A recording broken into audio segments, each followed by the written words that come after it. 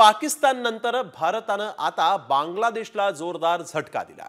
चीन आणि पाकिस्तान सोबत मिळून भारताला घेरण्याच्या प्रयत्नात बांगलादेशचं युनूस सरकार आहे। मात्र भारतानं त्यांची खुमखुमी जिरवली आहे। बांगलादेशमधून येणाऱ्या वस्तूंच्या आयातीसाठी निर्बंध लागू करण्यात आलेले आहेत।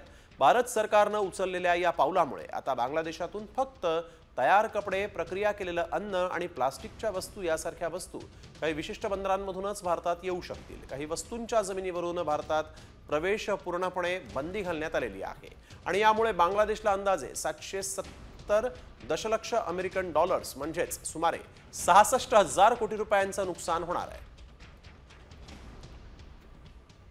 पाकिस्तान विरुद्ध तुर्की विरुद्ध जबरदस्त कारवाई मागच्या काही काळामध्ये भारताने केलेली आहे। त्यातला पुढचा अध्याय म्हणजे बांगलादेशच्या या महत्त्वाच्या वस्तूंच्या निर्यातीवर घातलेली बंदी। नक्कीच येणाऱ्या काळामध्ये अशाच प्रकारच्या आक्रमक फॉरेन पॉलिसीचा प्रत्यय भारताकडून आलेला आपल्याला स्पष्टपणे दिसेल।